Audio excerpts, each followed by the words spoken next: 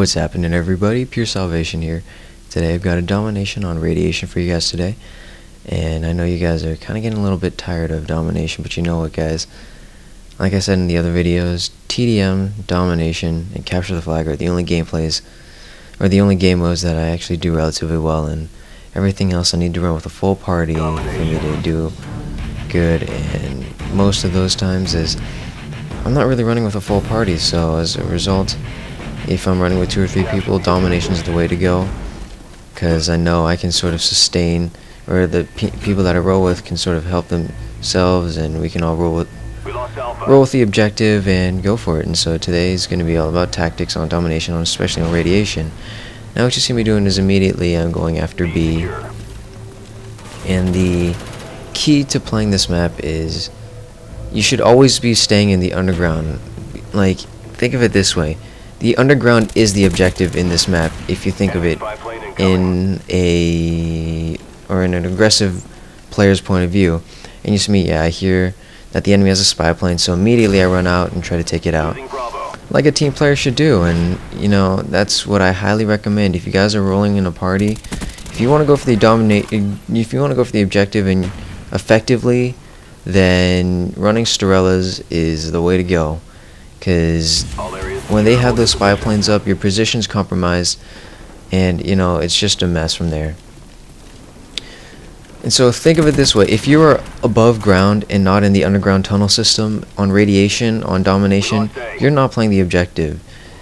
Most of the time you'll see people above ground and just running around trying to go for kills. However, to counter my recent statement that I just said, going to close the hatches or the roofs or whatever you guys like to call them is part of the objective.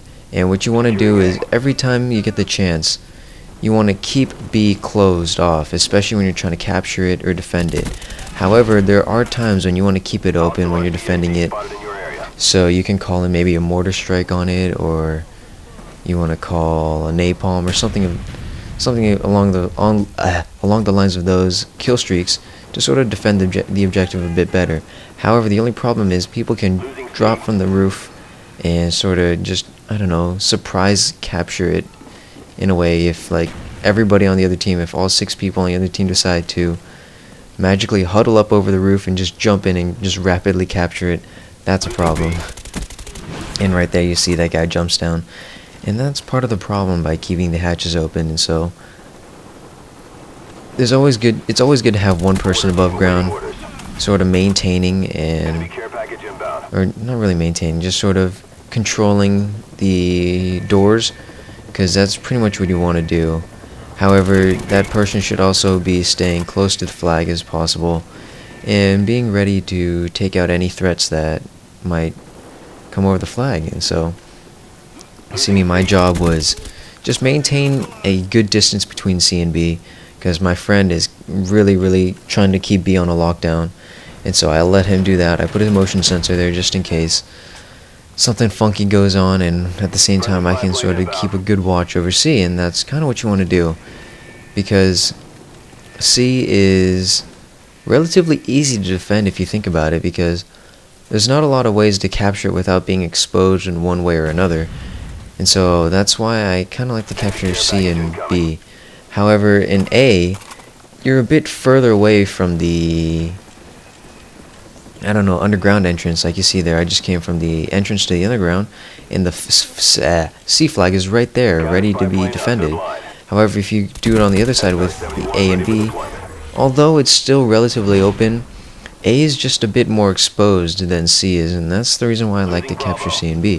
And that's just something for you guys to keep in mind. And my kill streaks right now are 6, 8, and 11. 6 being the mortar team, 8 being Blackbird, of course, and 11 being my dogs. And to be honest, I think dogs are underpowered for being only an 11 kill streak, to be honest.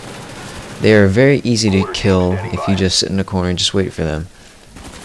But however, in objective game modes, they are absolutely essential, because not only does it keep everybody on their toes, it just forces the enemy to sort of put half of their attention on dogs and less focus on both the objective and killing other people. and just trying to stay alive from the dogs, and results in other people just staying in a corner, hiding themselves, just waiting for the dogs to come in, you know. That's huge when you're trying to play the objective.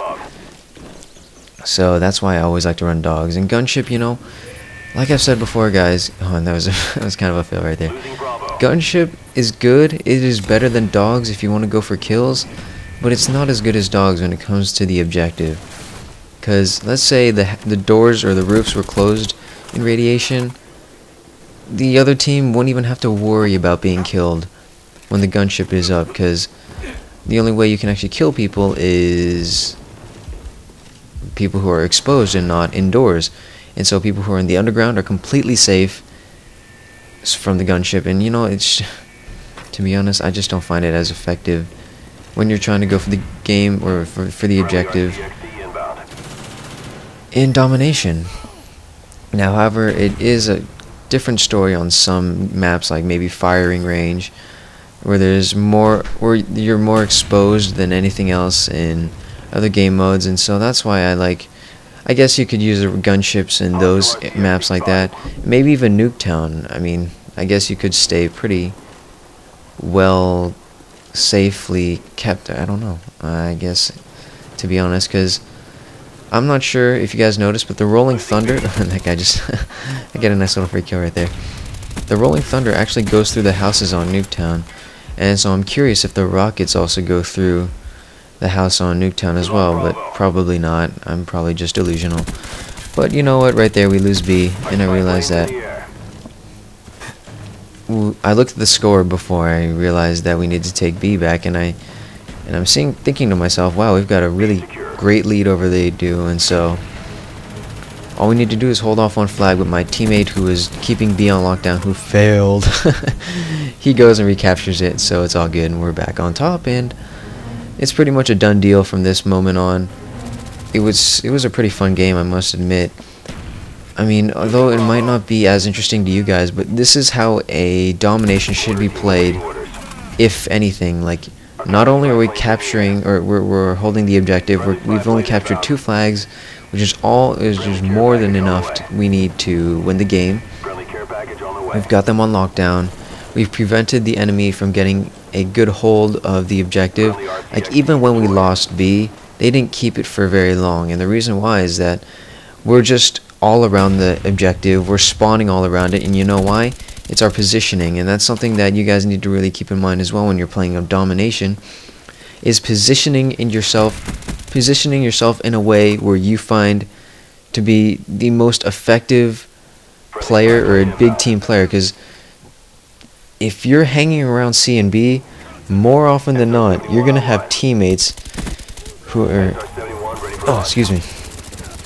who are going to start spawning around you, and whether you know it or not, you're actually doing your team a huge favor, or the actual objective a huge favor, by exposing the other team, or not even like that, just like pushing the other team off of the objective by having your team spawn in the more productive areas while the other guys just spawn in all the different corners of the maps completely away from the objective. And so it's actually pretty huge. And right there you see me I get my dogs, and from there on I know it's a done deal. There's no way they're getting a Domination on us. We've got a Blackbird and we've got dogs up, and so it's a pretty much a done deal now. We've won the game. There's nothing they can do now. And so I sort of just start patrolling the doors area, just because, I don't know, I mean, what else is there to do except getting killed by an RPG or a rocket launcher? Oh my gosh. You guys, you probably know that I absolutely despise those things, and that's why I don't use it. But that's the end of the game, guys. 200 to 100. It's how it should go. We have 2 flags, they have 1.